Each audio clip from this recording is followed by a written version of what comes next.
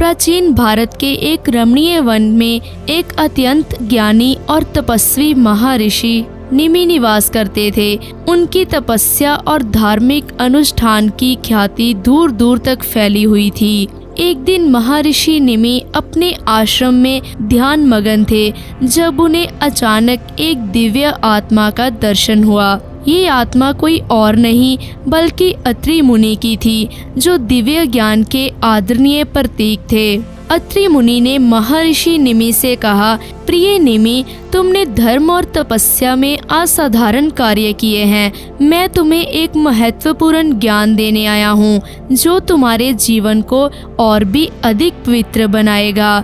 ये ज्ञान तुम्हें और सभी जीवों को पूर्वजों के प्रति सम्मान और कृतज्ञता प्रकट करने के लिए एक पवित्र अनुष्ठान के रूप में प्रकट होगा। महर्षि निमि ने अपनी श्रद्धा और आदर के साथ पूछा, मुझे ये ज्ञान प्रदान करने के लिए मैं आपका आभारी हूँ।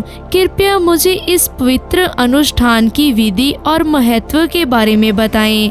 अत्रि मुनि ने मुस्कुराते हुए उत्तर दिया, इस अनुष्ठान को श्राद्ध कहते हैं। ये एक ऐसा अनुष्ठान है जिसके द्वारा पूर्वजों की आत्मा को शांति प्रदान की जाती है। ये अनुष्ठान भाद्रपद माह की शुक्ल पक्ष की पूर्णिमा से शुरू होता है और अश्विनी माह की कृष्ण पक्ष की अमावस्या तक चलता है। इस अवधि में परिवार के लोग अपने पितरों के प्रति श्रद्धा और सम्मान प्रकट करते हैं। ये न केवल उनके आत्मा को शांति प्रदान करता है बल्कि परिवार में सुख समृद्धि भी लाता है। महर्षि निमि ने ध्यान पूर्वक सुना और इस दिव्य ज्ञान को आत्मसात किया।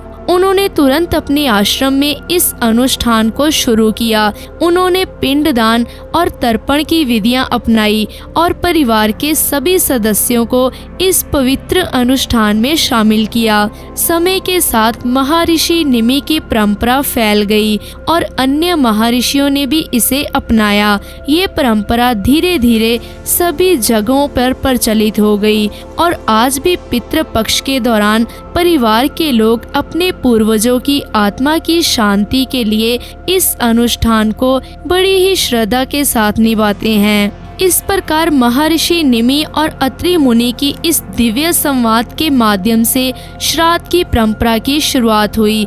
इस कथा से ये सीखने को मिलता है कि पूर्वजों की आत्मा की शांति और उनके प्रति सम्मान की प्रक्रिया न केवल धार्मिक बल्कि सांस्कृतिक और पारिवारिक एकता को भी प्रोत्साहित करती है। ये परंपरा आज भी हमारे जीवन का एक महत्वपूर्ण हिस्सा है, जो हमें अपने पूर्वजों की याद में एकजुट होने और उन्हें श्रद्धांजलि अर्पित करने का अवसर प्रदान करती है।